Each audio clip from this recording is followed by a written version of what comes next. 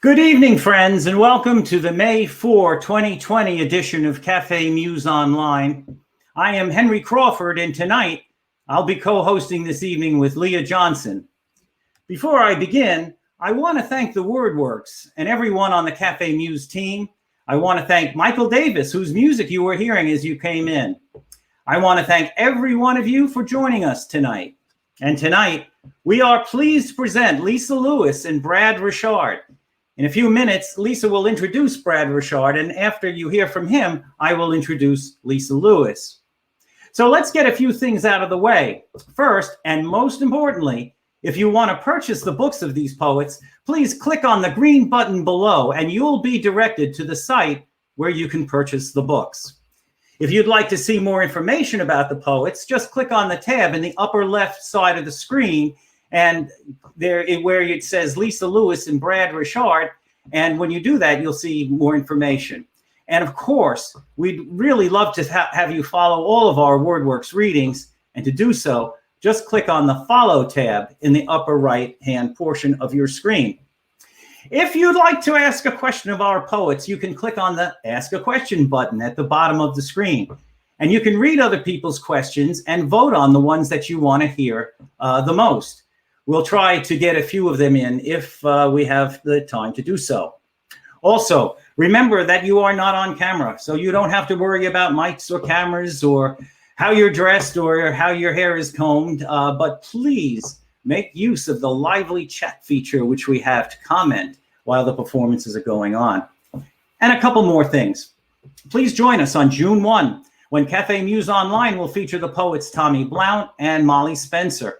And please come back to our next Poets versus the Pandemic series, which is going to be Wednesday, May 13, 2020. And we're going to feature in that one Nadia Colburn, who'll be reading from her new book, The High Shelf. Finally, please remember, if you want to come back to this reading, just click on the same link that you used to get here. It's the same URL, and that URL will be permanent. So let me bring on Leah Johnson, and let's see if we can pop her into the screen. There she is. Hi, Leah. How are you doing? Hello. Okay. You ready to introduce Brad Richard? I am. Okie dokie. Go for it. Hi, everyone. I'm so pleased to introduce to you New Orleans poet Brad Richard, who is the author of 4 collections of poetry. Most recently, the WordWorks 2019 publication, Parasite Kingdom, winner of the 2018 10th Gate Prize. His work has appeared in numerous journals, including American Letters and Commentary, Gettysburg Review, Green Mountains Review, Guernica, and Iowa Review. In 2006, he founded the creative writing program at Lucier Charter School and directed it until 2019. Currently, he is a faculty member of the Kenyon Review Writers Workshop for Teachers, directs the South Louisiana affiliate of the Scholastic Art and Writing Awards, and serves on the board of the Tennessee Williams and New Orleans Theater and Literary Festival. Busy guy. Richard's Parasite Kingdom is a Kafkaesque dystopian landscape ruled by a pitiful tyrant who sulks in a dim corner, pretending to read old magazines. It is a terrifying place where power has whirled out of control and fear and devastation reign. Richard writes, "One morning fear was a little kingdom inhabited by flags and burnt matchsticks, and me scuttling down cratered avenues to the library, where my job was making sense of what was left of the world. Fake news, fake everything abound, and language and the stuff of language, words, sentences, books, are endangered species. And yet the struggle to make meaning through language continues. From the poem, How the Torturers Come to Truth, Richard writes, you'll learn no cipher guarantees safe passage when you are not the author of your sentence.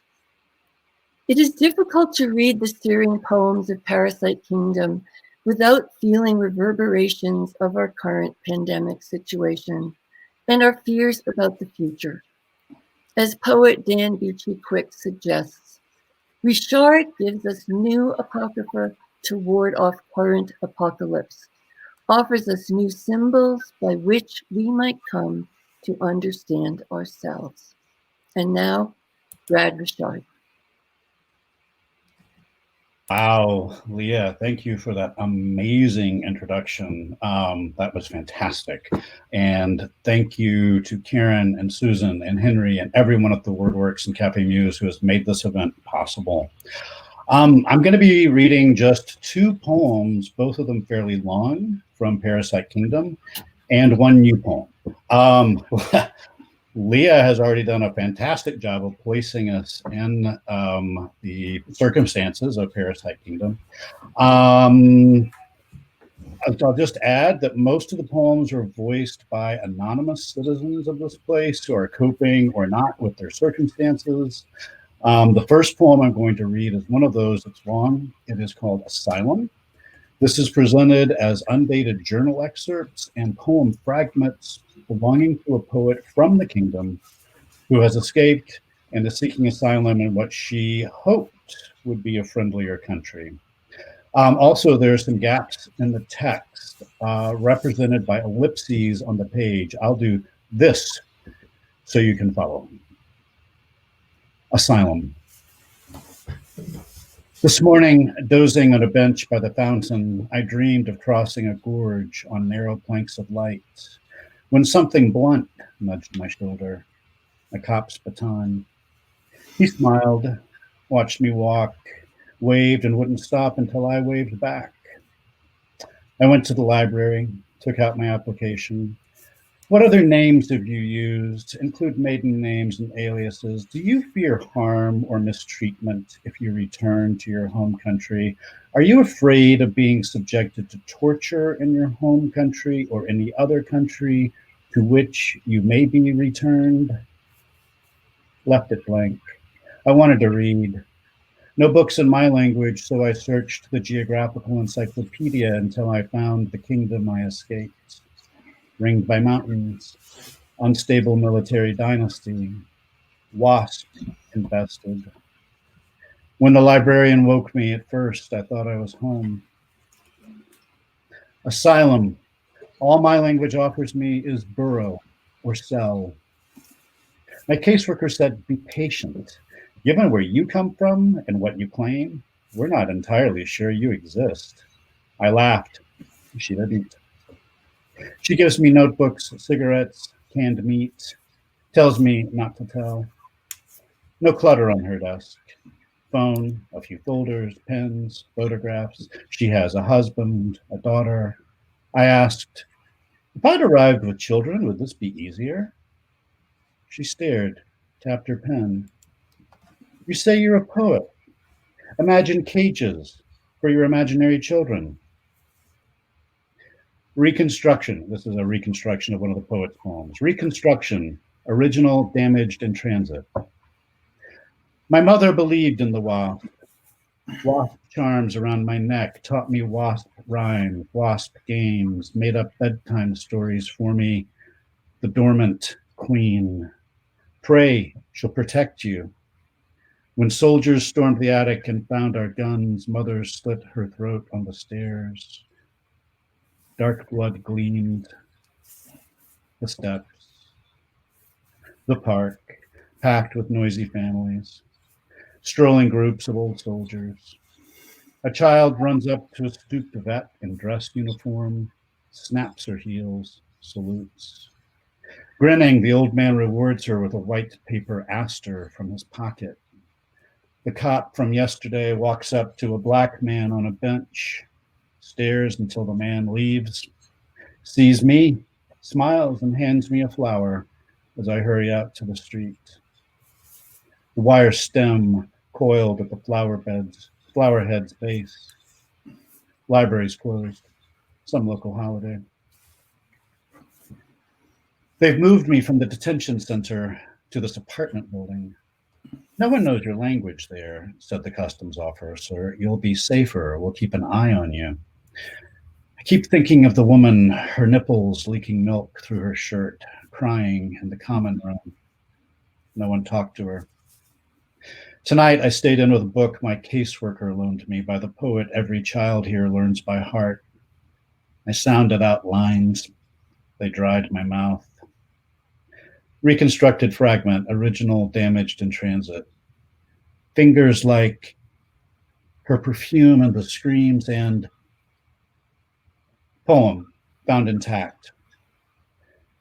Dear interrogator, doing laundry tonight in a detention center basement, I thought of us in that laundry room of yours. Bare box springs propped on chairs, extension cords stripped to bare wires, a washer churning in the corner.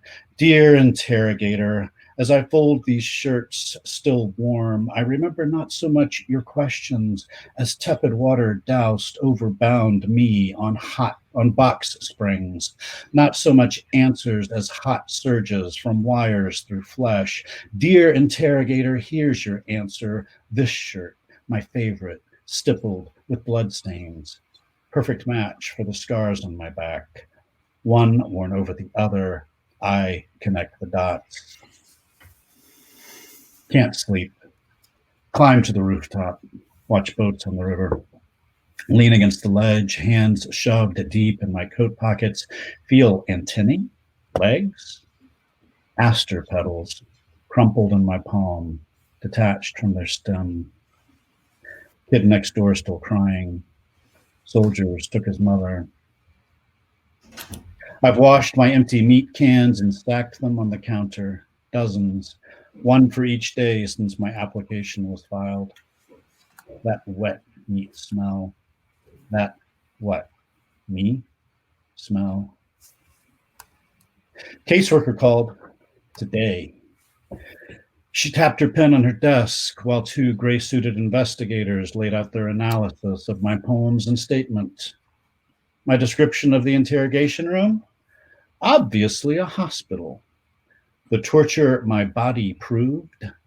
Such resistance to therapy to treat a psychic rupture, occasioned perhaps by grief, is not uncommon, even here. Surely you agree, your best help waits at home. Good luck, she said, holding out her hand. I let the suits lead me away. Reconstruction, original damaged in transit. One day the king visited our teachers lined us up along backs to the wall and arms length apart. No touching, no talking. I stood by the exit door that went. The king arrived, a coat cluttered, topped with a general's hat, on a mannequin with no face. His words sounded taped. Had I heard? Lately, when I read aloud, I've written the words sound. Have I said this? This time the planks of light span blank space. If I stop moving, I'll fall, but the light holds me as it narrows, sharp inside me. The train stops, lurches me awake. Two soldiers escort me off, lead me to the trailhead at the mountain's foot. Months now since I hiked down to here. Frost on withered weeds and brush. High up the trail stand two royal guards, rifles across their chest. I start to climb. Wait, one of the soldiers calls. Tell us what it's really like there on the other side. Past the guards, the trail disappears. Gray rock, gray sky. There is no other side. The next poem is the last poem in the book. It is called Homecoming. So what loose sort of narrative there is in Parasite Kingdom involves a war. It's a very confusing war, mostly a civil war. And as you'll hear in this poem, now the war is over and this couple has an opportunity. Homecoming. 1. Finally, the war was over and we could go home, but my wife was wary. Those houses, she said, watching the news, those stores, schools, police, fake. Don't believe what you see. Childhood. wasps twitching on honey cakes and our game with the clay balls, hiding them under the house. What was it called? I phoned my brother. He couldn't remember. He wasn't going back. You hear it's hell. They're starving then. Such progress. It's amazing. Who cares anymore? Let me be unhappy where I am. A neighbor who'd helped us when we immigrated flew back to check on family property. Weeks later, I saw her in the shade on her porch drinking tea. How was it? How long should we wait? Her skin had darkened, not tanned, more like it came from inside her. Wait a year, 5, 10, by then, who knows, maybe everywhere will be like that. 2. Everything looked too new.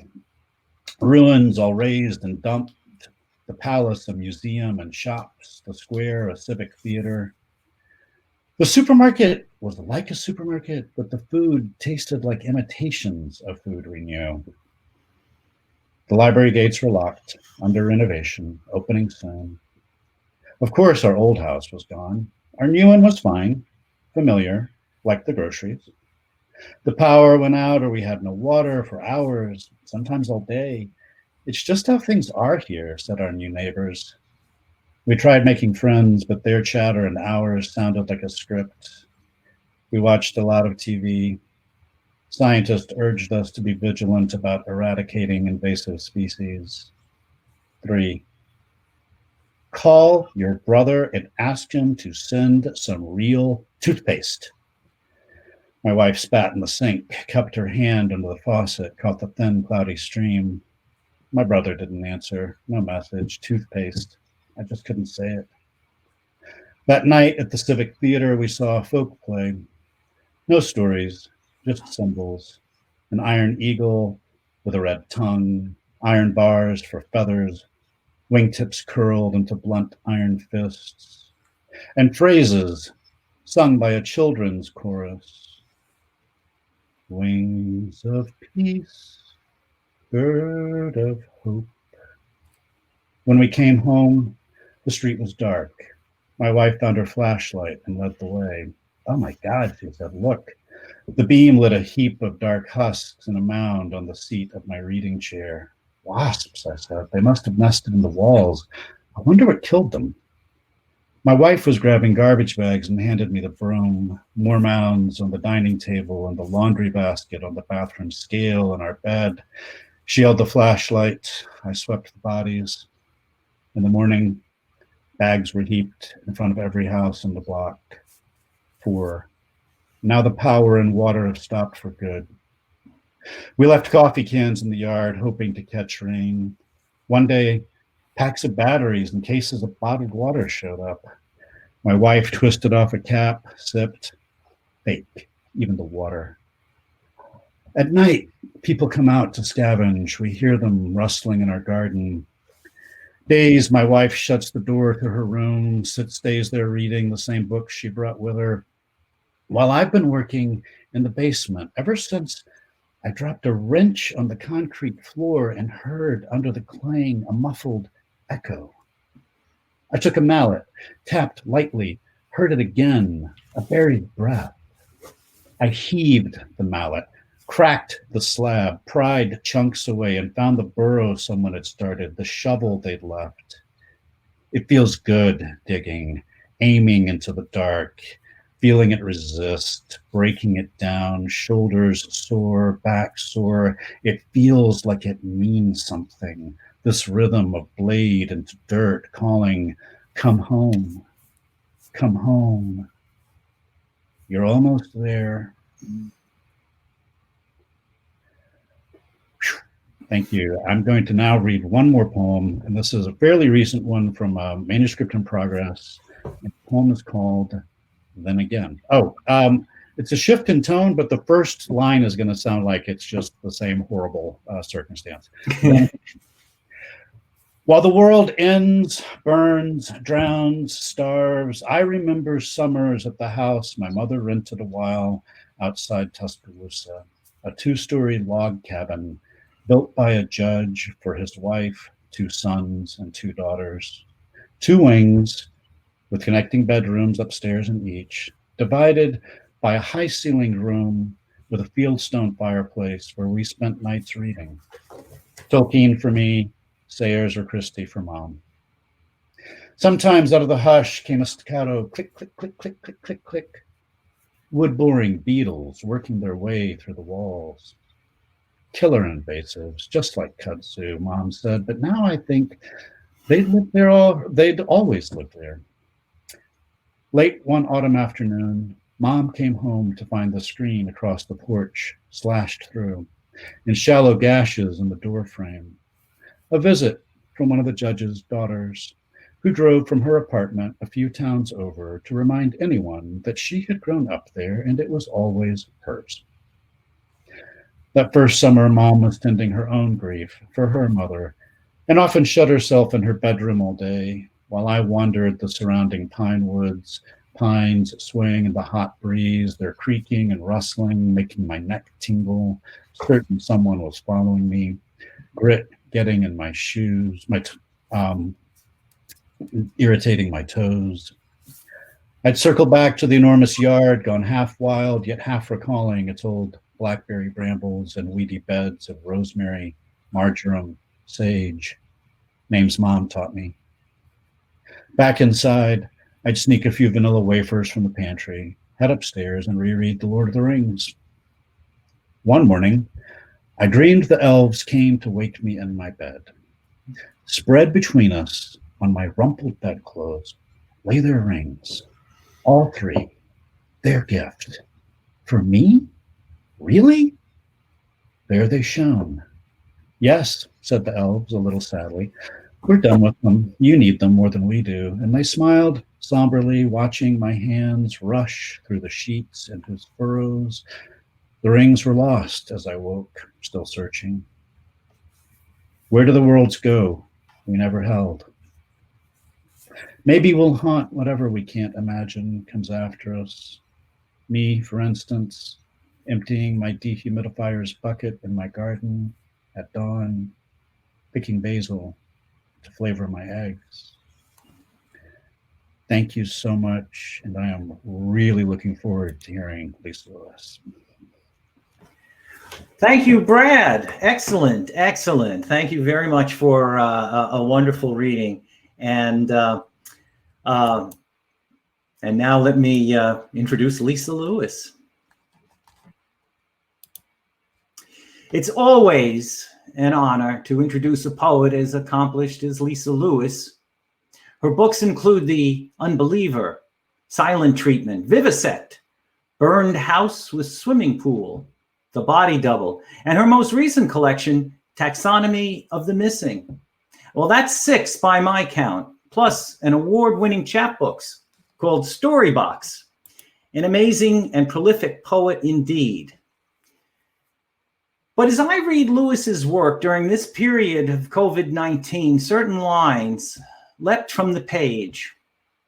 Lewis says in her poem, Forms of Vice and Intemperance, but I had time, and I took my time, and I took up standing and walking and standing and pacing and standing and shouting and screaming and keeping still.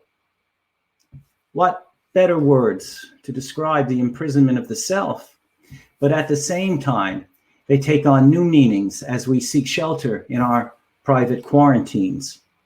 In the title poem from the Taxonomy of the Missing, the poet, observing contemporary society, hears someone call out, "Do you know I'm here?" One of them asked, and retreated. Before I could think of an answer, I didn't want to hurt anybody.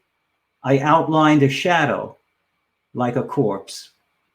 It's a chilling exchange made more poignant in light of our recent circumstances. Lisa Lewis teaches in the creative writing program at Oklahoma State University and serves as a poetry editor for the Cimarron Review. All of our words take on new dimensions as we go through this momentous time for the planet. So let me open up the crowdcast stage for this profound and prophetic poet, Lisa Lewis.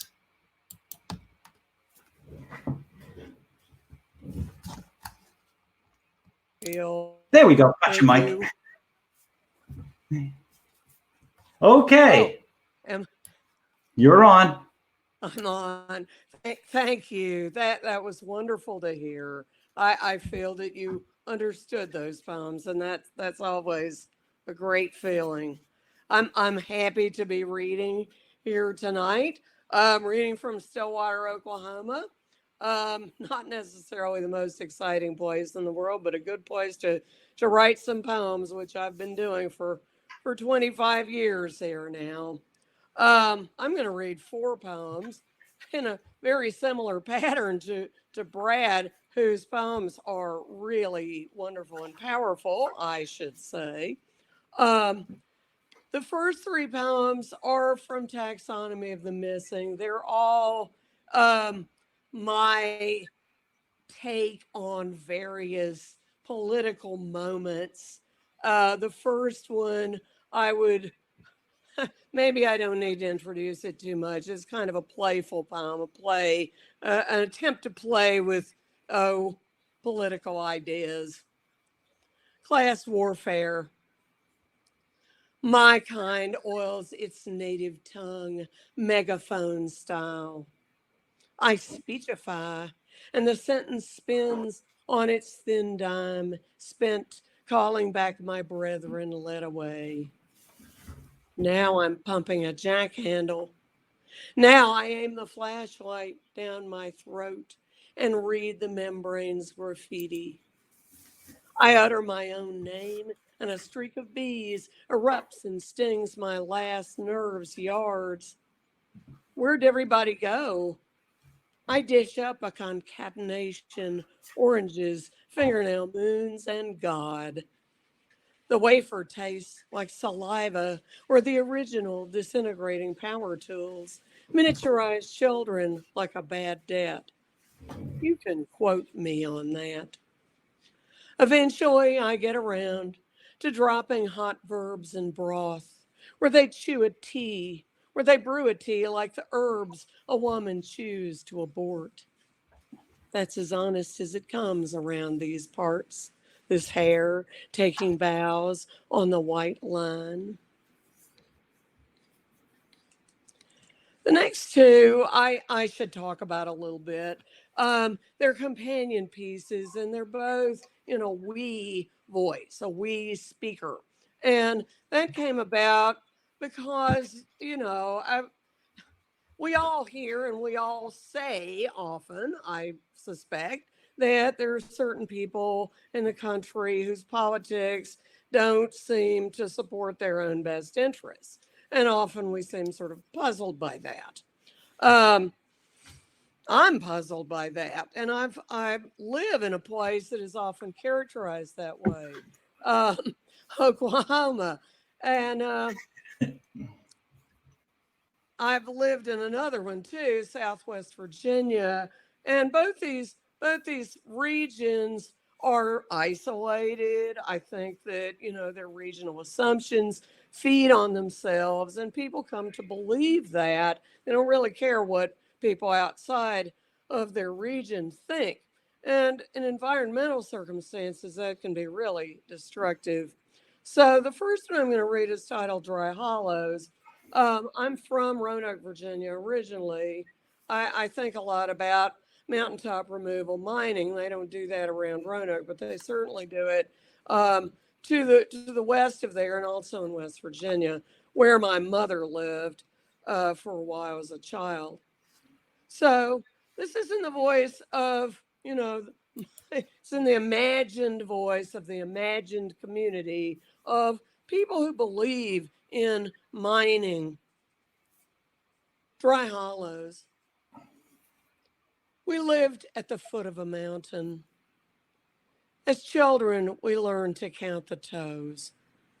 Rough chunks of rock sticking where they touched so we couldn't forget how many. Always someone calling. Does it add up? Strong, sweet flavors pushed out of palmate blossoms, a golden line up the hillsides, where later we followed, a yelping we thought must be foxes. But we never glimpsed the coats. devil of devils, ghost of ghosts. Our hands closing on edges and legs lifting bodies step by step over sandstone or coal, veins like sorrow emptying, bodies on stretchers, their faces true smut, search and misfortune. We might have lit a smudge pot in remembrance. Songs? Yes, we sang, but at our loudest, we heard outside our own echo, something without melody. Who steals wood to make fire? When we attained the grove, a circle of oaks should have risen. We wandered another kind of rut, a groove dug for the sake of stealing, selling, and stealing again, hiding machine tracks, smoothing stingy turf over wounds. We read a sign telling promises. Words skipped here and there to make it true, an easy pitch, our hands with fingers bent back, no leather to cover them where it said we had a gift. We needed the mountain, the mouth carved open to show the fangs, and we could trust them not to bite. We could trust the hero in his cap like a cookpot, dull boots, lowering himself on a chain or a vine into darkness for a story only he could tell, and we must not ask wrong questions. We were a generous people then, tall, more like saplings than the flocks of rhododendron that gathered to listen as we talked. They rubbed their thick joints like the legs of crickets, respectfully, a tribe of believers not so much on their knees as watchful and stern. By then, gravel roads bled when it rained. We walked, we ran, we smelled urgency, resembling the stink of marigolds, rubbed between the palms to repel flies, wings stuck together in the presence of gods. We said, we sang. Then it was the sun drifting like a feather into some kind of gorge. Who painted those stripes? They're not water. Someone said a giant, and someone said we've worked for this, and someone lit a torch or cigarette, and where we stood rolled away as we stared, quivering in its own wake like a sulfur cloud, stirring the broody shell of guts unwound from its caverns. Our shadows spread flat before us, giving up. We walked in a colorless steam that stained. We had nowhere to go, no sack of moss, no biscuit. It was a mountain, yes, exposed, breathing its story of shame, hauled out in crates and boxcars, turned into hard money to pay for junk and buckets and a sun rising late like a drunkard lying down in a nightgown of smoke. Wallowing in the valley, the tiny flowers of time, stars of memory and everything we hadn't invented, photos we hadn't taken on cameras we didn't own. We called ourselves artists. We called ourselves tyrants. We followed a figure drawn in charcoal, shaded with saliva. Look, we said, it's up ahead. And we walked farther to climb the slope to a higher projection. So many steep boulders and bounds, staghorns, but as in the songs for dreaming ourselves to sleep, we only turned on our heels, our reflections in muddy pools. We headed up, but spun irrevocably down. Wow. Next one is that idea of voice, a community voice in Oklahoma, a place that is slowly being destroyed by the oil industry, but which can't live without the oil industry. People really believe in it here. So you'll see my community speaker here learning to think that way. Selling the mineral rights.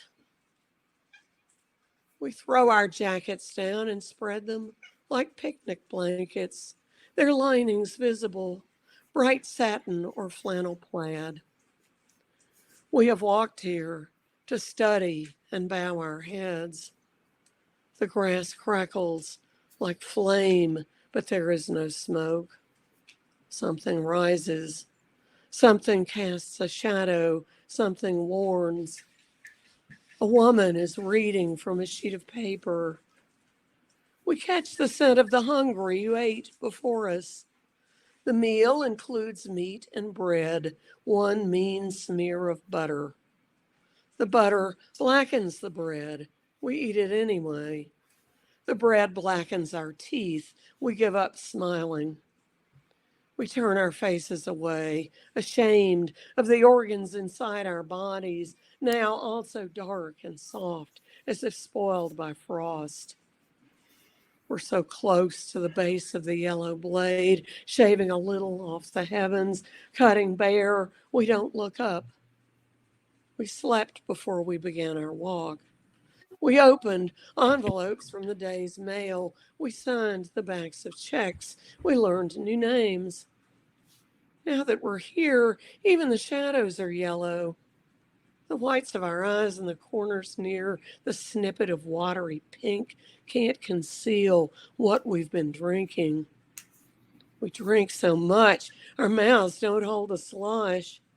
The stains on our shirts spread. Dirty, dirty. Drink, drink. Swallow the shadow whole. There's no grass here anymore, only naked, naked. Beetles striped hard, backwards, scrambling. We take out our notebooks to study. The noise begins, a dispassionate whirring. In the circle of sound, we sit akimbo, knees not touching, nothing touching, tongues that lie in grooves like water fills gutters and runs down, floods, fills oceans. We uncap pens and fill them with something dark, but it makes no mark upon paper or skin. It smells, but dark stain won't show. The shadow drapes our heads to hide the unholy hair, its bedeviled beauties. Praise be to the God who destroys the names and drinks the stain, who let him in, who opened the gate to the passageway. We opened the envelopes, we unfolded the paper, we read numbers in sequence. We had heard of this magic. We counted until we could count no higher, and the rain that dampened our shoulders sang as we shivered, notes out of order. You will die by your own hand. You will not know. You will die lying down on the bare. You will be naked. You already are. You will die in the wallow of magnetic arrows, cold and steel and shadow from the rig your master. And we rose to escape, but the prayer wrapped us up, and the God pointed up, and we looked where he directed, and the long road darkened with the oil of days when everything living lies down in the shadow, and the spire is yellow, and the oil is yellow. No, the oil is red with something to say, and the oil is brown with the story of earth, and the oil is not water because nothing can swim, and it is not air because nothing breathes. It only burns with the promise of burning and the thrumming shudders, throbbing, hollow bones to sand.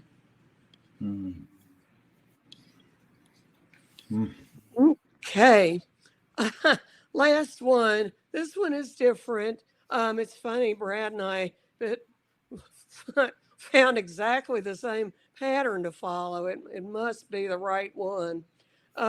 This is a pretty new poem. I had a dog named Rhonda, a wonderful dog, the best dog of my life. And I wrote this. She knew what was coming. She had cancer for a long time, and we wrote it out to the end. It was hard. This is titled "How We Become Murderous." She was not always so serious. but she could think, and she could look to me for answers, words to taste for tone or more. I couldn't ask, even as she did. We say we are living until we begin to die. Now, what marks the change may be slight and a cruel of signs. As with her, the delicate, quick huff in the throat after dinner. Pressure in there, I thought, around the tumor the kids found at the veterinary college year before last. Clients don't get to talk to grown-ups there, I guess, though I have when the last dog needed the needle and I hauled her to the table over my shoulder. I remember that sound as extended howling or screaming or tearing. Whatever it was came from us both. Now the blue puppy who rolled her over in the yard 2 nights before is meditating on her own end. She knows. She is profound, again, more than I can ask. I'm not planning to handle a day well, not today with its maddening lonely chill, or tomorrow when I will teach the poetry of a wealthier woman who possessed everything I wanted, but will not own no matter what or how I earn, or any day, not ever, especially not the day I will not name. But you know, the radiograph showed her belly full of fluid from the lungs or the tumor, which has, as predicted, grown slowly. I thank you for the indulgence, tumor. I needed the time. Eventually, everything is lost, and after some months or years, no one is able to care. Or if they do, it is like the look in her eyes this afternoon, in the light that is not worthy of the name, the only truth that shines. And on the television, I had to turn off the echo of impeachment lawyers killing us both, more than they know or care, in crisp black suits with white spattered here and there, cuffs maybe. On the faces and legs of dogs, such flashes lend depth and beauty, sometimes humor. But you know how humans are.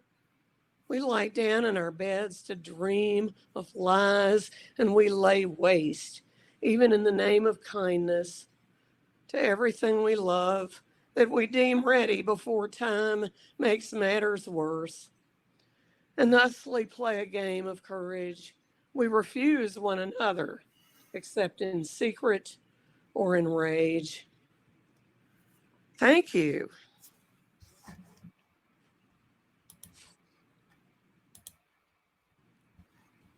Okay. Thank you, Lisa. Wow, what an emotional experience. Well appreciated by everybody who was here. Let me bring Brad back for a second as well, and let everybody take a last look at you guys. This was just a knockout reading here tonight for Cafe Muse. I want to personally thank the two of you. It's hard, I'm sure, to emote at that level before a computer screen, right? Challenge. But you guys did it. Strange. A little strange. But you guys did it. And I just want to thank you on behalf of Cafe Muse. So let me finish up, okay? Thanks, Brad, and thanks, Lisa. Okay, so please come back and join us on Monday, June 1, 2020, which will feature the poets Tommy Blount and Molly Spencer. And also come back to our next Poets versus the Pandemic on Wednesday, May 13, 2020, which will feature the poet Nadia Colburn reading from her book, The High Shelf. Thanks again to our poets, Lisa Lewis and Brad Richard, to Michael Davis, who was playing guitar when you came in, to Renee, my co-host tonight, mighty co-host Leah, rather, and to Renee, who's also on the team, and to our WordWorks leader, Karen Alanier, and to all of you for coming out tonight. I want to thank you. Stay safe.